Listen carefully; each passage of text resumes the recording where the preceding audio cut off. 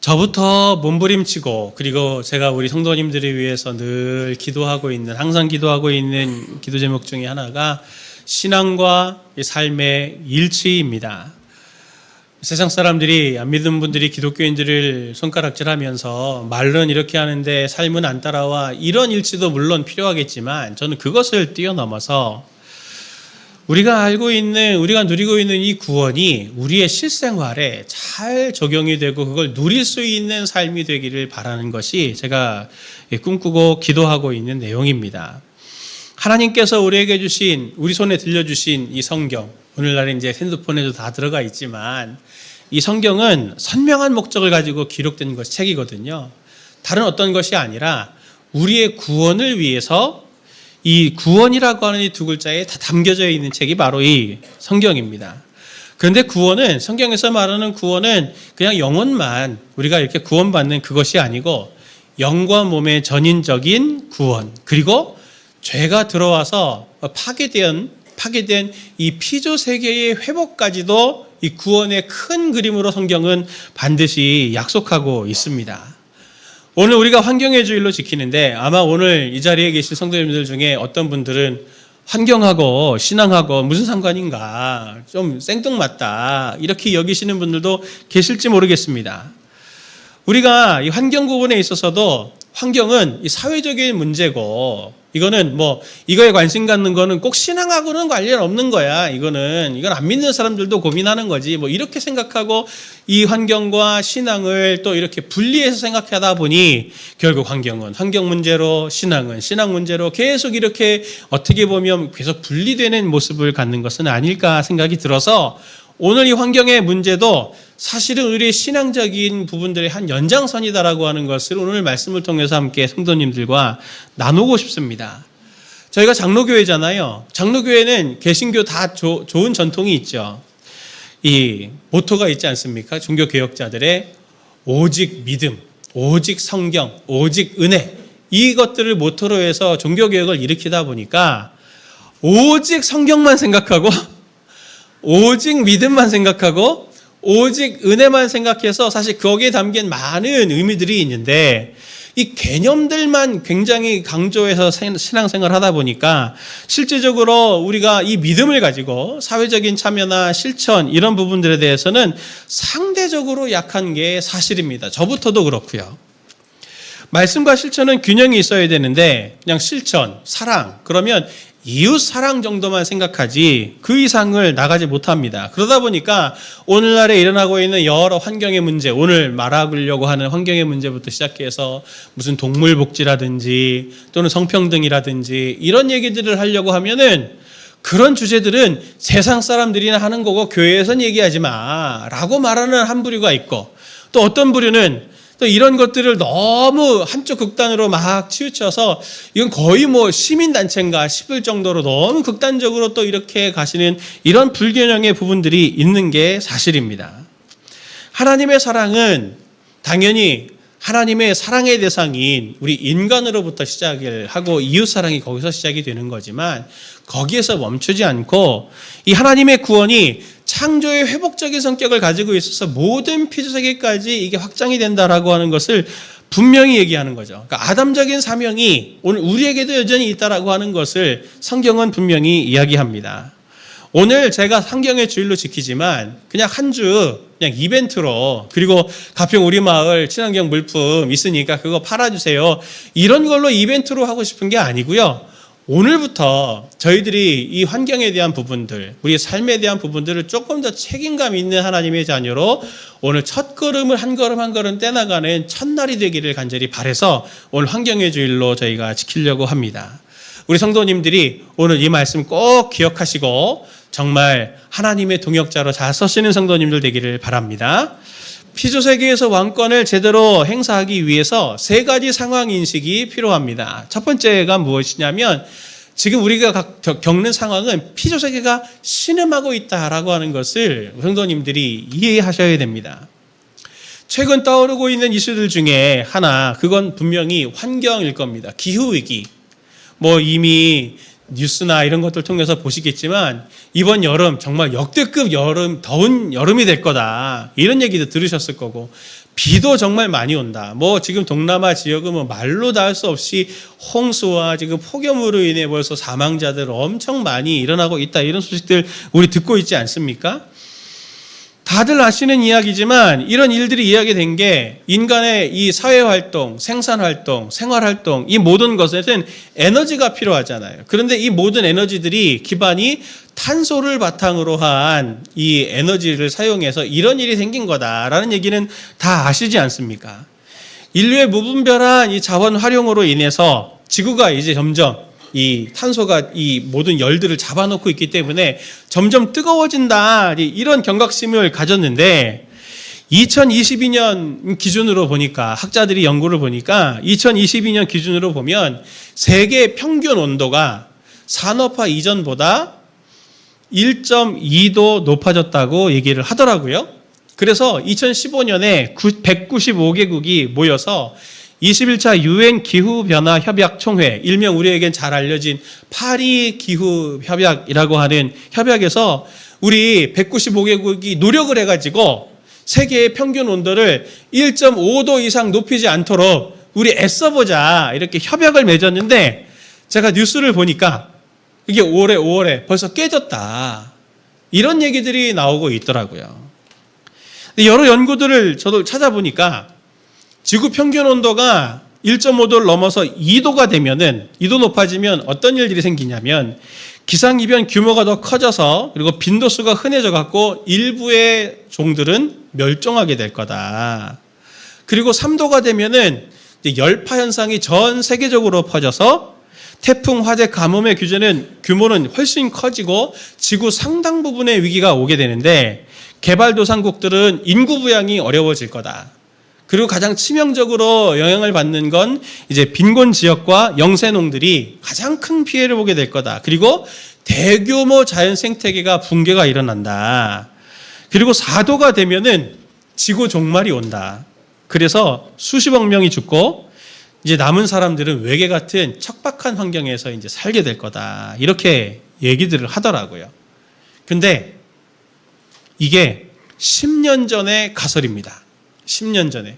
최근의 현상들을 바라보면서 이 기후학자들이 살펴보면서 학자들이 얘기하는 공통점이 뭐냐면 이러한 지구의 종말이 올 확률은 굉장히 낮다. 왜 그러냐면 그 10년 사이에 변한 거죠.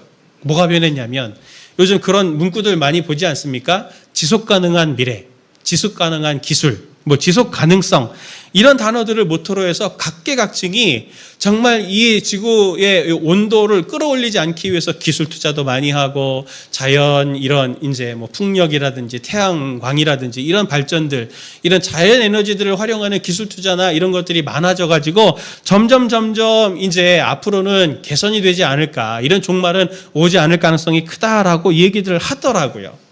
그런데 어쨌든 그렇다고 우리가 안심하면 안 되고 무엇인가 우리도 해야 될 텐데 자연이 지금 어떻게 보면 우리를 막 공격하고 있는 거잖아요. 원래 그렇지 않지 않았습니까? 왜 우리에게 이런 일들이 일어납니까?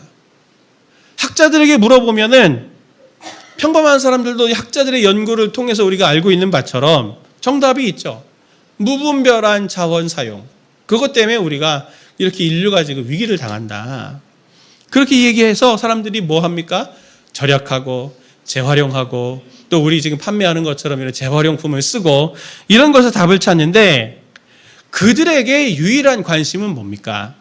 지속 가능한 미래. 딱 여기에 방점이 있는 거잖아요. 이게 하도 또 마케팅이 돼갖고 지속 가능한 미래를 위해 이걸 사주세요. 이렇게 마케팅처럼도 되고 있는 상황이 지금 펼쳐지고 있는데 지속 가능한 미래가 우리의 꿈입니까? 성경은 우리에 대해서 이런 환경의 공격에 대해서 뭐라고 말하나요?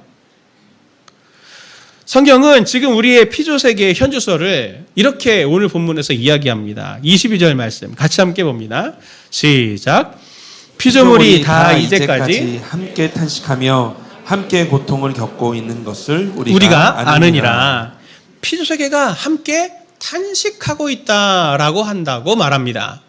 이사야서 24장 4절부터 6절의 말씀을 보면은 더 구체적으로 이렇게 말해요. 땅이 슬퍼하고 쇠잔하며 세계가 쇠약하고 쇠잔하며 세상 백성 중에 높은 자가 쇠약하며 땅이 또한 그 주민 아래서 더럽게 되었으니 이는 그들이 율법을 범하며 율례를 어기며 영원한 언약을 깨뜨렸음이라. 그러므로 저주가 땅을 삼켰고 그 중에 사는 자들이 정죄함을 당하였고 땅의 주민이 불타서 남은 자가 적더라. 유대에는 세계라고 하는 단어가 없어요. 그러니 세계를 말할 때 땅이라고 표현을 합니다. 땅이 슬퍼하고 쇠잔하고 세계가 쇠약하고 쇠잔하고 저주가 땅을 삼켰다. 그래서 지금 환경이 우리를 이렇게 공격하는 거죠. 이 말씀의 공통점은 이 세계들이 함께 탄식하고 고통하고 쇠잔하고 있다. 땅에 사는 우리들처럼 말이죠. 근데 왜 땅이 이처럼 우리를 탄식하고 공격하고 있습니까? 창세기 1장 2장을 보면은 온 성경 1장 2장을 비롯해서 모든 성경이 일관성 있게 얘기하는 게 있는데 그것이 무엇이냐면 하나님이 인간을 창조하실 때 아주 선명한 목적이 있어요. 그것은 피조세계를 관리할 관리자로 인간을 지으셨다는 겁니다.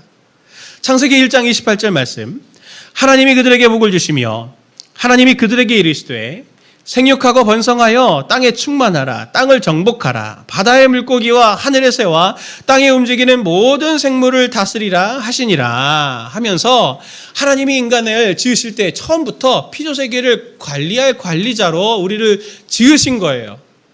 그런데 그 인간이, 관리자인 인간이 사탄의 말을 듣고 하나님의 말씀을 어기고 죄를 지음으로 죄의 노예가 돼서 이제는 피조세계를 관리하는 게 아니고 피조세계가 하나님께 저주를 받아 또 우리가 저주를 받아서 피조세계와 인간이 갈등 관계가 되는 겁니다. 그리고 인간이 가지고 있는 피조세계를 관리할 그 권리를 관리를 하는 게 아니고 착취하고 그것들을 이용해 먹는데 인간의 삶의 방향성이 바뀌게 된 것이죠. 그래서 인간과 땅은 세계는 협조적인 관계가 아니고 이제는 긴장 관계 그리고 저항의 관계, 전횡의 관계로 파괴하는 관계로 가게 된 게 바로 지금 이 피조세계들이 신음하고 있는 가장 중요한 이유다라고 하는 것을 성경이 이야기합니다. 이게 우리가 환경을 바라보는 첫 번째 전제이고 두 번째 상황인식이 뭐냐면 우리가 양자다라고 하는 것을 기억하십시오. 우리가 양자다. 뜬금없죠? 갑자기 왜 양자가 나오나? 우리가 환경 문제를 성경적인 관점으로 보면은 인간과 피조세계가 이 관계가 왜곡된 겁니다. 처음에 하나님은 이 피조세계를 만들어 놓고 인간이 살 만한 공간으로 만드셨어요. 그런데 인간이 저주를 받고 인간의 권세 아래에 있던 피조세계도 같이 저주를 받아서 이제 긴장 관계가 된 건데 관리자로서의 힘을 이제는 인간은 피조세계를 착취하고 소모시키는 관계로 변질되게 된 거죠. 근데 생각해 보십시오. 하나님의 입장에서 인간과 이 피조세계를 이렇게 본다고 생각해 보십시오. 하나님은 원래 인간을 지을 때 피조세계를 내 대신 좀 잘 다스려라 하는 목적으로 하나님이 인간을 지으셨잖아요. 근데 인간이 이제는 그것들을 막 파괴하고 있습니다. 그럼 하나님의 뜻이 이루어지고 있는 건가요? 인간 때문에 하나님의 계획이, 창조의 계획이 실패된 거예요. 같이 보이잖아요. 아담이 실패해서. 그럼 하나님은 어떻게 하시겠습니까? 그렇게 공들여서 이 피조세계를 지었는데 하나님은 뭔가 이 망가진 것들을 다시 회복시키려고 하나님이 원래 갖고 있던 그 계획과 뜻을 이루시려고 하지 않을까요? 그러시겠죠? 참으로 그렇습니다. 참으로 그래요. 환경 문제도 이 그림 속에서 이해하셔야 됩니다. 그걸 생각하고 오늘 8장 23절 말씀을 다시 보기를 원합니다. 같이 봅니다. 그뿐 아니라 또한 우리 곧 성령의 처음 익은 열매를 받은 우리까지도 속으로 탄식하여 양자 될 것 곧 우리 몸의 속량을 기다리느니라. 아멘. 바울 오늘 본문을 앞뒤를 보면은 피조세계가 신음하고 있다는 얘기를 하면서 23절에 갑자기 양자 이야기를 합니다. 되게 뜬금이 없어요. 양자가 갖고 오게 된 이야기가 중요한 의미가 있습니다. 왜냐하면 우리 때는 지금 입양이라고 하는 그런 제도가 있지만 흔히 보지 못하잖아요. 로마 시대 때는 이 입양에서 양자를 삼는 게 굉장히 흔한 문화 중에 하나였습니다. 오늘날은 입양 자체가 흔하지 않지만, 그리고 또 입양을 하더라도 미성년 아이들을 입양해서 자녀를 삼는 그런 경우들이 있었지만, 당시에는 이게 아주 일반적이었고 어린이들을 입양하는 경우가 아니고 거의 대부분 성인을 입양했습니다. 예를 들면 이런 거죠. 자신의 가문의 대가 끊길 상황이면 당연히 입양을 해야죠. 그런데 그것만이 아니고 자녀들이 있어도 우리 가문을 내가 이렇게 보니까, 우리 식구들을 보니까, 내 아들들을 보니까 우리 가문의 이 유지나 이 모든 문화나 이 모든 이 선대의 유업을 잘 이을 능력이 안 될 것 같아요. 그럴 때 입양을 합니다. 자녀를 두고 가문을 지키기 위해서. 심지어 누구까지도 입양을 하냐면 노예가 실력이 있으면 노예까지도 입양을 해서 자녀를 삼았어요. 그 배경에서 보셔야 되는데, 양자에게는 3가지 권리가 주어졌습니다. 첫 번째 권리가 뭐냐면 그가 가진 모든 빚이 탕감이 돼요. 부럽죠? 예, 빚이 탕감이 된다니. 예, 역시 돈이 제일입니다. 두 번째, 가장에게서 태어난 자녀들과 동일한 상속권을 부여했어요. 입양한 사람에게는. 세 번째는 가문의 이름을 그에게도 주어서 다른 가족들과 동일한 사회적 지위를 누릴 수 있도록 해줬습니다. 이게 양자에게 부여된 특권이었어요. 당시에는 심지어 노예도 양자 삼는다고 했잖아요. 그러면 노예는 한 가지 과정을 더 거칩니다. 어떤 경우를 거치냐면은 노예가 되었기 때문에 누구의 주인이 있을 거잖아요. 값을 치러주고 그 사람을 자유민으로 만들어주고, 그 자유민으로 만들어준 다음에 그 다음에 이 자유민을 양자로 삼는 거죠. 노예였던 사람을 값을 치르고 자유민으로 만들어주는 것을 속량이라고 합니다. 많이 듣던 단어시죠? 주님께서 우리를 피값을 치러서 속량하셨다라고 하는 뜻이 죄의 노예가 되어 있었는데 십자가 사건으로 우리를 자유민 만들어주셨다. 그 얘기를 지금 하고 있는 거거든요. 이걸 염두에 두고 로마서 8장 23절 말씀을 다시 봅니다. 같이 봅니다. 시작. 그뿐 아니라 또한 우리 곧 성령의 처음 익은 열매를 받은 우리까지도 속으로 탄식하여 양자될 것 곧 우리 몸의 속량을 기다리느니라. 아멘. 우리가 속량을 기다린다. 양자될 것 하면서 양자라고 할 때 이 양자가 원문으로 보면 휘어세이아라 그래서 입양하다라는 뜻입니다. 입양을 그냥 하는 게 아니라 그랬잖아요. 실패한 내 가문을 잇지 못할 것 같을 때 입양해서 내 가문을 이어갈 사람들을 입양한다. 이 배경에서 하나님께서 우리에게 바울을 통해 우리를 양자 삼고 입양할 자로 삼고 우리가 속량을 기다린다라고 말하는 게 뭐겠습니까? 우리에게 있어서, 성도님들에게 있어서 하나님이 우리를 구원하시는 것은 우리가 죄사함을 받는 거기에 최종적인 목표가 있는 게 아니에요. 내가 죽고 나서 천국 가는 거 그게 최종적인 목표가 아닙니다. 주님은 우리에게 우리 가문을, 하나님의 가문을 이어갈 사명이 있기 때문에 우리를 사명자로 삼으시려고 하나님이 우리를 그렇게 속량하시고 입양하셨다라고 하는 겁니다. 우리를 속량하고 입양시켜서 실패한 아담을 대신하는, 그래서 하나님의 실패된 계획이 우리를 통해서 계속 이어져가게 할 가문의 권리를 행사할 자들로 삼는 것이 하나님의 궁극적인 구원의 목표다. 우리가 구원을 받으면 뿅 하고 천국으로 안 가고, 오늘 여기 사는 이유가 여러 이유가 있지만 그 중에 하나가 바로 여기에 있는 거예요. 오늘 우리가 이 땅에서부터 하나님의 유업을 이을 자로 영원토록 하나님의 가문을 이어갈 자들로 삼기를 하나님은 기뻐하시고 그 계획 속에 성도님들 한 분 한 분을 오늘 당신의 자녀로 삼으셨다는 겁니다. 성도님들 생각해 보십시오.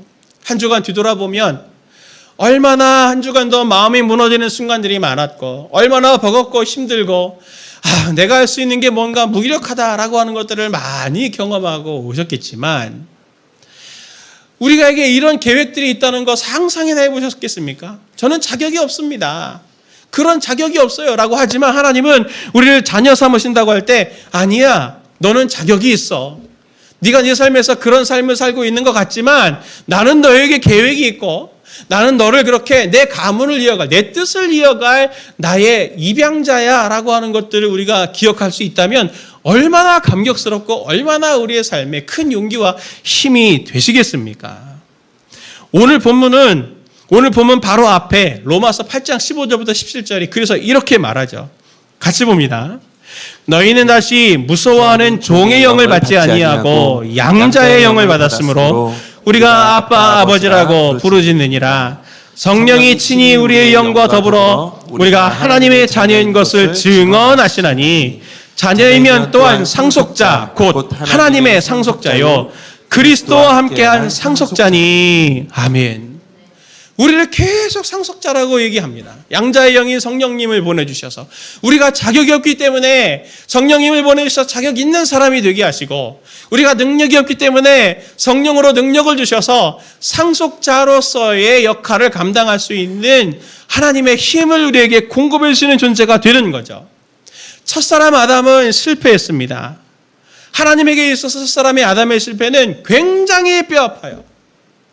그가 실패했기 때문에 하나님의 계획이 수천 년 동안 틀어져서 지금도 이렇게 피조물들이 신음하고 고통하는 하나님의 뜻이 꺾인 것처럼 보이는 이런 답답한 상황을 지금 맞이하고 있는 이 상황에서 주님은 예수 그리스도를 시작으로 예수 그리스도의 그 구원의 은혜, 그 성령을 받아서 우리를 양자 삼으셔서 아담이 실패했던 피조세계를 너희들을 통해 내가 정말 제대로 다스려 보려고 한다. 하나님은 그 뜻이 성도님들 한 사람 한 사람들에게 지금 부여되고 있다는 것을 기억하시기를 바랍니다.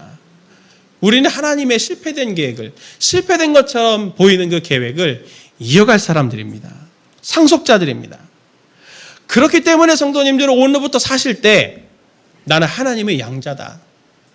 그리고 그 주님의 유지를 받들어서 아담이 실패했던 피조세계를 제대로 다스릴 이 세계의 관리자로 내가 서야 한다라고 하는 분명한 사명감을 마음에 새기시기를 간절히 축복합니다. 우리는 신앙생활하면서 나의 구원만 생각하잖아요. 내 집안만 생각하잖아요. 내 영혼의 구원만 목표로 삼는 경향이 있는데 하나님은 성도님들에게 그 이상의 엄청나게 놀라운 하나님의 계획을 성도님들에게 뜻에 두고 있습니다. 절대로 성도님들의 삶이 무너지지 않게 하실 겁니다. 그 계획을 이루시고 싶어서까지 말이죠. 영원까지 말입니다. 그래서 성도님들의 직장은 사명지예요. 성도님들의 가정은 사명지입니다.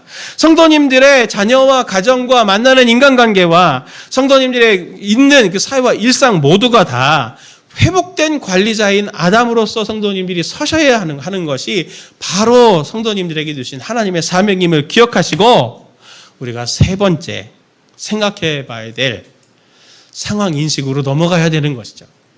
세 번째 생각해 볼 것이 무엇이냐면 지금 우리는 행동해야 될 때라고 하는 겁니다. 오늘 본문을 보면 고통 속에 있는 피조세계가 간절히 학수고대하는 게 있다라고 하는 걸 이야기합니다. 로마서 8장 19절부터 21절을 세 번역으로 우리 함께 보기를 원합니다. 같이 봅니다. 피조물은 하나님의 자녀들이 나타나기를 간절히 기다리고 있습니다. 피조물이 허무에 굴복했지만 그것은 자의로 그렇게 한 것이 아니라 굴복하게 하신 그분이 그렇게 하신 것입니다. 그러나 소망은 남아 있습니다. 그것은 곧 피조물도 썩어짐의 종살이에서 해방되어서 하나님의 자녀가 누릴 영광된 자유를 얻으리라는 것입니다. 아멘. 이 말씀을 꼭 가슴에 깊이 새기십시오. 피조물들이 기다리고 있습니다. 누굴 기다린다고 말해요? 하나님의 자녀들이 나타나기를 기다린다. 하나님의 자녀가 아니라 자녀들이 나타나기를 기다린다 말합니다. 우리를 기다리고 있는 거죠. 피조물들은 그들의 관리자가 망가져서 계속 자기를 착취를 당하고 있는 상황입니다. 그러니 신음하고 눈물 흘리고 고통스러워하고 있는데 자신들의 관리자가 하나님의 아들들이 되면은, 하나님의 아들들이 우리의 관리자가 되면은 피조물들이 어떻게 되겠습니까? 그들이 누리는 자유를 우리도 누릴 수 있겠구나. 그날을 소망하며 간절히 기다린다라고 하는 것이 바로 오늘 이 19절부터 21절의 핵심 내용입니다. 피조물은 우리를 기다리고 있어요. 성도님들을 기다리고 있어요. 우리는 그들에게 자유를 주어야 합니다. 결자해지라는 말이 있잖아요. 맨 사람이 푸는 거죠. 우리는 첫사람 아담, 우리 조상인 아담이 실패했던 것을 결자해지의 심정으로 내가 손닿는 내 영향력 아래에 있는 이 피조세계들을 나는 자유롭게 해줄 거야 라고 하는 그 마음을 성도님들이 가지시기를 바랍니다. 피조세계도 마찬가지고 우리들도 그렇고 동일하게 우리는 하나님의 선한 창조의 목적이 있어서 창조된 존재들이에요. 나만 회복되는 게 아니고 내가 회복되면은 내 밑에 내 영향력에 있는 모든 세계들이 회복이 됩니다. 신앙은 신앙의 차원에서만 우리가 이렇게 국한해서 생각을 하고 내 일상은 따로 분리해서 환경 문제는 안 믿는 사람들의 고민인 거지 하면서 그렇게 죄와 죄성에 계속 내버려 두게 되면은 우리의 주도권을 결국에는 사단과 죄에게 계속 넘겨주는 거나 다름이 없는 거예요. 우리는 실생활에서도 더 죄를 벗으려고 해야 되고 신앙적으로도 성숙해야 되는 믿음과 삶이 자꾸 통합되려고 하는 양자가 되려고 하는 게 왜 중요하냐면 우리의 부채 같은 빚 같은 이 죄가 벗어지면 벗어질수록 예수님을 닮아가면 닮아갈수록 하나님을 닮아가면 닮아갈수록 양자가 되어져서 우리 손에 달린 피조세계들이 같이 행복해지는 것이 바로 하나님께서 기뻐하시는 일이기 때문입니다. 우리가 그래서 신앙적으로 성장을 해야 되고 죄를 벗어야 되고 어떻게든 예수님을 닮아가려고 하고 하는 이게 뭐 인격적으로 고매한 사람 만드는 게 그게 목표가 아니고 원래 창조된 그 창조의 목적을 잘 따라가서 하나님의 대안적인 피조세계 관리자가 될 목적이 있기 때문에 더 죄를 벗고 성숙하고 거룩하려고 하는 성도님들이 되시기를 간절히 바랍니다. 그리고 이걸 위한 구체적인 움직임이 있어야 되죠. 내가 구원받은 만큼 내가 더 성숙한 걸 가지고 내가 실제적으로 할 수 있는 것들을 해나가는 실천들이 필요한 겁니다.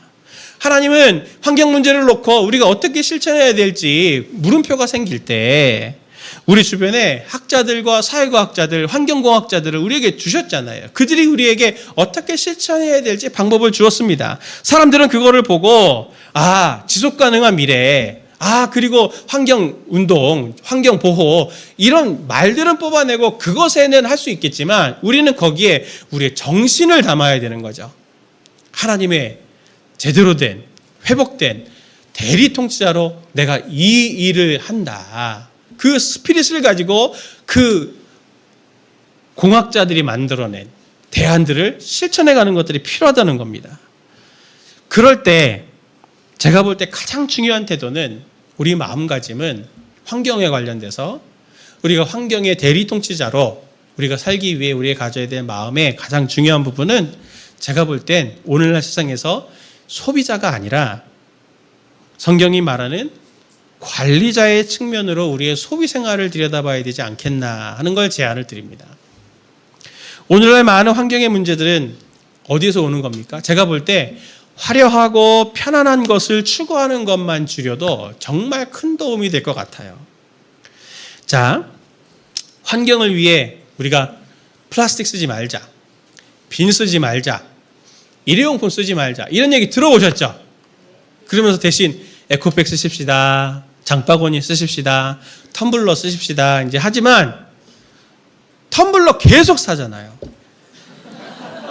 계속 텀블러를 산다고. 별다방에서 시즌으로 나왔다. 예쁜 디자인이 나왔다. 이거 사자. 여행을 갔더니 저 머그컵에 사진이 붙어있다. 저거 기념품으로 사자. 계속 사잖아요. 문제는 안 쓰고 한두 번 쓰고 2018년에 덴마크 환경식품부가 면 재질의 에코백 있죠?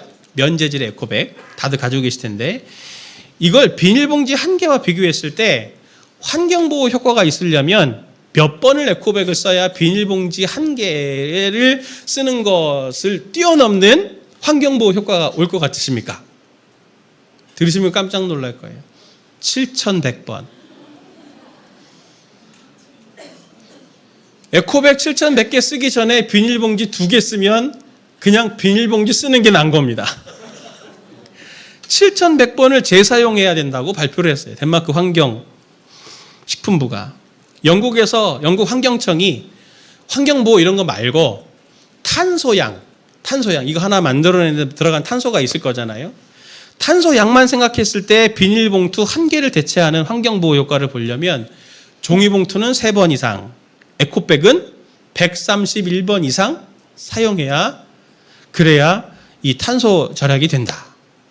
그래서 덴마크 환경식품부가 하는 얘기는 뭐냐면 비닐봉지를 최대한 활용하고 씻어서도 써서 최대한 활용하고 그 후에 도저히 찢어서 못 쓴다 그럴 때 재활용해라. 그렇게 가이드를 주더라고요. 미국에서도 한 연구도 이 텀블러를 가지고 환경보호 효과를 누리려면 최소 몇 회를 사용해야 되는지 분석을 했는데 유리 재질은 최소 15번, 플라스틱은 17번, 세라믹 이렇게 구워서 만드는 거 있잖아요. 그거는 최소 39번을 써야 일회용품을 사용하는 것보다 환경에 도움이 된다. 이렇게 발표를 했더라고요. 예. 이렇게 저렇게 얘기하고서 또 가평우리마을 텀블러를 팔고 있으니 그거를 사야 되나 말아야 되나 고민하시는데 있으면 그걸 쓰는 겁니다. 그냥 이거 물건 팔려고 하는 게 아니고 계속 쓰라는 얘기를 하고 있는 거죠. 우리는 디자인이 조금 예쁘다고 이것도 한정판이라고 마케팅에 속아가지고 그거 계속 사 모으는데 환경에 도움 전혀 안 됩니다. 우리가 나만을 생각하는 이 편의성 그리고 이 소비자적인 태도를 바꾸지 않으면 계속 물건을 사기만 하고 쌓아놓는 환경과 피조세계에는 이 계속 부담을 주는 일들이 생기게 되는 거예요. 그러니 일회용품을 줄이고 일회용품을 여러 번 쓰고 가능하면 내연기관보다 전기차를 타고 꼭 필요한 걸 사고 샀으면 오래 쓰는 것이 이 피조세계를 관리하는 데 굉장히 중요한 실천이 되는 거죠. 성도님들 이 얘기 언제 들어보셨습니까? 물자 절약. 최근에 들어보셨어요? 저 초등학교 때 들어보고 못 들어본 것 같아요. 그 이후로는. 저 80년대 학교를 다녔으니까. 그때는 없어서 진짜 물자가 없어서 물자 절약을 했죠. 그래서 몽당 연필까지 볼펜에 이렇게 통에 끼워가지고 이렇게 써라. 물자 절약 뭐 이렇게 포스터도 붙이고 물자 절약 없어서 물자 절약이 아니고 지금은 피조 세계를 지키기 위해서 물자 절약을 해야 되는 겁니다. 이 시대는 불편의 영성이 아니고 불편의 영성 많이 들어보셨죠? 불편의 영성이 아니고 불편이 영성이에요. 이제는. 불편이 영성이에요. 제 목양실이 여기 있잖아요. 커피 마시려고 제가 저기 친교실까지 가는데, 예. 제가 갈 때마다 유혹이 들어요. 저기는 종이컵. 이 컵을 안 쓰고 저거 편한 거 저거 쓰고 싶은 마음이 막 들어가지고, 요거 왔다 갔다 하는 거 귀찮아가지고, 제 방에 있는 컵 갖고 오는 게 귀찮아서, 저 종이컵 쓸까? 할 때가 많아요. 이게 죄성이거든요. 불편이 영성인 시대가 지금 되고 있는 겁니다. 우리는 나에게 피부에 닿지 않는 환경보호 아무리 말하라고 해봐야 하는 둥 마는 둥 그리고 금방 사람들의 마케팅에 속아넘어서 또 그렇게 환경에 부담을 주게 되겠지만 관리자의 정신을 우리는 여기에 담는 거죠. 아담의 사명을 내가 가지고 있다. 그 책임감을 가지고 내가 양자가 된 거다. 그 마음으로 오늘 이 환경의 주일에 성도님들이 가슴에 새기셨으면 좋겠습니다. 다 아는 얘기인데 여기 뭐 간지 이거 드렸지만 보시면 다 들어본 얘기고 다 아는 얘기예요. 근데 이거 돈 들여서 또 왜 뽑았냐? 예, 종이를 쓰지 말지. 예, 이 돈보다 중요한 건 성도님들이 이렇게 해서 우리 다시 한번 해보자라고 우리가 결단하자는 취지에서 이걸 한 겁니다. 제가 우리 교육자들에게도 부탁했어요. 각 부서별로 정말 우리가 환경의 주일 이후에 이 피조세계에 책임감 있는 그런 양자됨의 이런 활동들을 우리가 하기 위해서 부서별로 어떻게 환경에 부담 주지 않을 것들을 해볼지를 우리 교사 선생님들 또는 우리 부장 선생님들, 봉사자분들하고 같이 좀 논의를 해봐라. 그리고 그거를 다 같이 모아가지고 한번 교회적으로 저희가 무슨 선언문처럼 해갖고 한번 이렇게 올릴 겁니다. 그렇게 해서 오늘을 시작으로 해서 저희들이 할 수 있는 것부터 할 수 있는 것부터 조금씩 이 피조세계에 대한 관리자로 우리부터 실천해보자라고 제가 교육자들에게 부탁을 했는데 성도님들도 개인적으로 실천할 수 있는 것들 한번 고민해 보십시오. 그리고 다락방에서도 각 모임별로도 계속 고민해 보셔서 정말 오늘부터 우리가 하나님의 동역자로 아담적인 사명을 한번 저희들이 실천해 보자고요. 하나님은 죄악이 차고 넘쳤을 때 노아라고 하는 한 사람을 통해서 피조세계를 보존하지 않으셨습니까? 다시 시작하셨잖아요.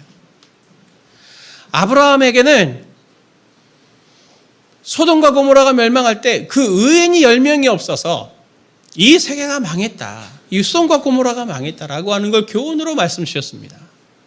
오늘 주님께서는 세계 곳곳에 있는 홍수의 소식과 허리케인의 소식과 이 엄청난 이 뜨거운 열기와 자연재해 산불과 이런 것들을 통해서는 우리에게 계속 하나님께서 말씀을 주고 계신 거예요. 피조세계를 잘 다스렸으면 좋겠다. 너희들이 다스려야 된다. 지금은 더 이상 시간이 없다. 주님께서 그렇게 오늘 우리에게 말씀 주실 때 오늘 우리는 그것들을 바라보면서 아이고 어떻게 우리가 환경을 저렇게 해야지 이게 아니고 주님께서 이 상황을 통해서 우리에게 말씀 주시네. 내가 할 수 있는 것부터 내 삶의 자리에서부터 건강하게 피조세계를 다스리는 아담의 사명을 회복해보자 하는 마음으로 환경을 피조세계를 잘 다스리실 수 있는 의인 10명 같은 우리 성도님들 되시길 예수님의 이름으로 축원을 드립니다.